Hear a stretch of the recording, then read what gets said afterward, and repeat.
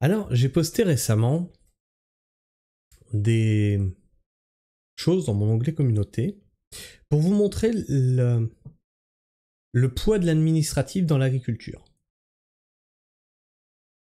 Si avant on avait un personnel administratif pour 66 agriculteurs, aujourd'hui on a un personnel administratif pour 11 agriculteurs. Les agriculteurs ont vu leur nombre baisser de 66%. Le personnel administratif dans l'agriculture a vu son nombre monter de 100%. Donc il y a comme un décalage. Si le nombre d'agriculteurs décroît, techniquement, ceux qui les entourent devraient décroître. Mais c'est pas ça qui se passe. Et les personnels qui sont autour de l'agriculture, eh bien ils dépendent des mêmes caisses que les agriculteurs. C'est-à-dire que c'est les agriculteurs qui payent ceux qui les contrôlent, ceux qui les soumettent et ceux qui les taxent. Donc tu comprends que ça commence à chauffer un petit peu. Et une fois arrivé à la retraite, on te dit que tu peux crever. Je vais vous lire un témoignage qui est vraiment, en fait, qui montre toute la substance de ce que vivent les agriculteurs aujourd'hui, ceux qui partent à la retraite, ou ceux qui sont encore en activité mais proches de la retraite, et ce qui leur pend au nez. Alors là, on va parler de l'agricole, mais dites-vous bien que dans le public, dans le privé, ça vous pend au nez tout pareil. On est en train de se graissifier. Vous vous rappelez quand la Grèce est tombée là sous le poids de la dette, etc., etc. Eh bien, on est en train de se graissifier. Paysan, une retraite de misère après 40 ans à nourrir les gens. Sa première réaction à cette lettre a été de fondre en larmes parce que c'est une condamnation à continuer à travailler, à continuer à foutre en l'air sa santé. C'est une condamnation à mort. François... je peux pas enlever ce truc-là. Y a pas une croix pour enlever ça? Ah non, je suis obligé de l'avoir. François Chabré est paysan. Il est installé avec sa compagne depuis 1994 à Ambriel, dans la Loire. À Ambierle, dans la Loire.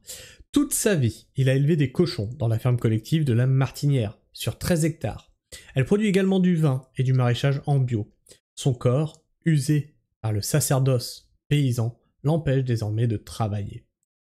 Et ça, c'est quelque chose que je vous explique régulièrement. Donc là, on parle bien de paysans, hein. On ne parle pas d'exploitants. Hein, parce que les exploitants travaillent pour l'agro-industrie. La FNSEA les représente. Ils ne devraient pas représenter les agriculteurs. Ils représentent l'agro-industrie. Les exploitants travaillent pour l'agro-industrie. Ils ont besoin de centaines et centaines et centaines d'hectares, hein, pour alimenter cette industrie toujours plus gourmande. Le paysan travaille sur plus petite surface et travaille avec des choses beaucoup plus locales, voire complètement en direct. Hein. Et donc, quand tu es paysan, c'est ce que j'expliquais, eh bien c'est comme rentrer dans les ordres. C'est un sacerdoce. Tu dévoues ta vie et tu dévoues ton argent, tu vis dans la pauvreté. Il va falloir t'attendre à vivre dans la pauvreté. Il va falloir t'attendre à vouer ta vie pour le bien commun. Et donc là, c'est ce qui nous est dit. Son corps, usé par le sacerdoce paysan, l'empêche désormais de travailler. Alors que la pension d'invalidité proposée ne lui assure pas de quoi prendre sa retraite, son fils, Samuel, a écrit cette tribune poignante pour attirer l'attention sur cette injustice sociale qui touche de trop nombreux paysans. Hier, j'ai vu pleurer mon père dans la cuisine, un papier à la main. Ce papier est la réponse à sa demande d'indemnisation à une assurance privée pour laquelle il a cotisé, parce qu'il est considéré comme invalide à plus de 35%. Il faut savoir que mon père est paysan. Il fait partie de celles et ceux qui triment en silence pour nous nourrir. Eh oui, pas pour nourrir l'agro-business. Pour vous nourrir, vous, en direct. 35%, c'est juste un chiffre. Alors, je vais vous décrire ce que cela veut dire en vrai. Ce sont des mains flinguées par l'arthrose. Tu peux plus les plier. C'est un genou avec une prothèse. Tu peux plus grimper des escaliers normalement. C'est une épaule qui se répare d'une rupture des ligaments. Tu peux plus l'utiliser pour porter des charges lourdes. Mon père ne demande pas l'aumône, mais ce matin je l'ai vu pleurer de rage et d'humiliation. Sa première réaction à cette lettre a été de fondre en larmes, parce que c'est une condamnation à continuer à travailler, à continuer à foutre en l'air sa santé. C'est une condamnation à mort. Moi j'ai dû prendre mon père dans mes bras pour lui dire que ça allait aller. Mon père qui a 60 ans et qui m'a dit « ça donne envie de se flinguer ». C'est chaud hein, quand tu entends ça d'un de tes parents. C'est le quotidien des familles d'agriculteurs. C'est 2 agriculteurs par jour qui se foutent en l'air. Au fait, je ne vous ai pas donné le prix. La somme de ces 45 dernières années à trimer dans les champs. 45 ans. Hein, quand on a des profs qui s'insurgent parce qu'ils vont devoir faire comme dans le public, comme dans le privé, et avoir 3 jours de carence quand ils tombent malades. Mon Dieu, on va devoir assumer nos arrêts maladie comme ceux qui sont dans le privé. Oh là là, mon Dieu. Ta retraite, elle sera de combien quand tu arriveras à la retraite en tant que prof? La somme de ces 45 dernières années à trimer dans les champs, c'est 380 € par mois que lui a proposé l'assurance privée pour ne plus exercer son travail. Couplé à la pension d'invalidité reversée par la MSA, la sécurité sociale des agriculteurs, il arrive tout juste à 1019 € par mois. Moins qu'un SMIC, largement insuffisant pour lui permettre de payer un salarié. Alors je sais pas la situation de la personne, mais du coup moi je prendrais pas un salarié. Hein. Je prends les 1019 balles, je revends l'affaire. Je revends l'affaire. Ah mais clairement. Aujourd'hui, vous savez, je vous parle beaucoup de décroissance. Sur la chaîne, c'est un truc, c'est ma marotte, hein, je vous dis, voilà, il faut aller vers une décroissance.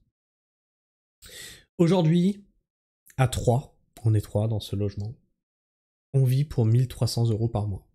Sachant que le crédit de cette chose-là, qui est au-dessus de ma tête, c'est 750 € par mois. Donc imagine, quand je serais arrivé à 60 ans, j'aurais normalement fini de payer ce machin. Enlève 750 € de mes 1300 €. Voilà, j'arrive à vivre avec très peu d'argent. Comment je fais ça? Parce que j'ai eu une démarche de décroissance, d'installer des choses qui coûtent de moins en moins cher, hein, comme un poêle à bois, et on ne bouffe que pas plus de 2 stères par an. Je vous l'ai encore prouvé dernièrement dans mes onglets communautaires en vous montrant que j'ai toujours pas allumé le chauffage, et il fait... Je sais pas si tu vois. Il fait 25 degrés là. On n'a toujours pas allumé le poêle à bois. Et le thermostat du plancher chauffant, pour éviter que la température descende de trop quand on n'est pas là, est réglé sur 15 degrés. Voilà. On a une maison qui est très bien isolée, très bien orientée. Voilà. On a fait des choix pour justement diminuer toutes nos dépenses. C'est le prix pour avoir passé plus de 40 ans à nourrir des gens, à être ces premiers de cordée dont on nous parle tant, quand le monde est à l'arrêt, et qui disparaissent tout aussi rapidement quand il se remet en route. Alors ça, on se rappelle bien, hein, les fameuses caissières, pendant la crise, la pandémie. Ah bah oui, mais les caissières, elles doivent travailler. Les commerçants locaux, ils doivent travailler, bien entendu. Bah attendez, faut bien qu'il y en ait qui nourrissent les autres. Toutes ces personnes payées au SMIC, il fallait qu'elles travaillent. Ouais. Des personnes payées au SMIC, non reconnues. Ah là, on était bien content qu'ils soient là. Hein.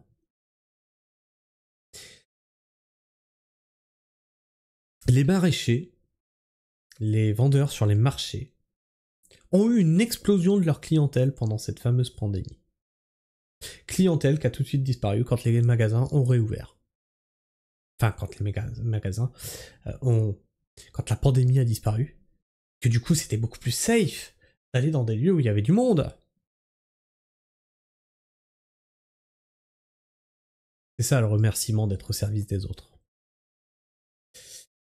Et que chacune des réformes néolibérales de ces 50 dernières années viennent détruire sans cesse. Je mets au défi quiconque de venir travailler dans un champ à 60 ans, avec de l'arthrose dans les mains, un genou flingué, et on sait bien que ce qui vient de se passer là, chez nous, dans l'intimité de notre petite cuisine, ça se passe en vrai, en ce moment, chez des ouvriers, des paysannes, des infirmiers, et des infirmières, il y a les points E, ES, des personnes qui déplacent des choses lourdes pour qui leur corps est souvent leur seul bien. Honte à vous, Crédit Agricole et Prédicat.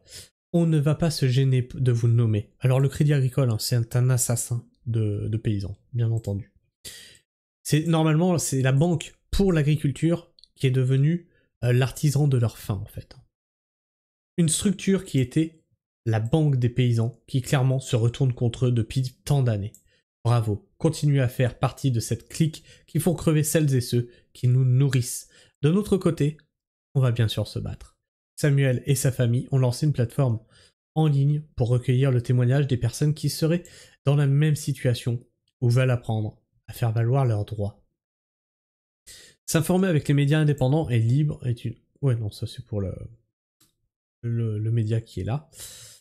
De toute façon, je vous mettrai le lien de l'article dans la description.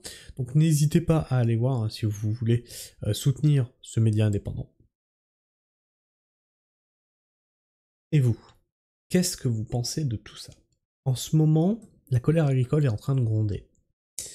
Et je demande, parce que je sais que je suis suivi par pas mal d'agriculteurs, de m'envoyer des témoignages par mail, etc., de ce qu'ils vivent eux, quoi, au quotidien. Ta vision à toi de paysan ou d'agriculteur, tu vois. Parce que dans les médias, qu'est-ce que j'ai? J'ai le son de cloche d'un syndicat. J'ai pas la vision du gars qui... Pourquoi lui il est révolté? Et depuis que je le demande, depuis le début que je traite cette crise agricole, je n'ai aucun témoignage.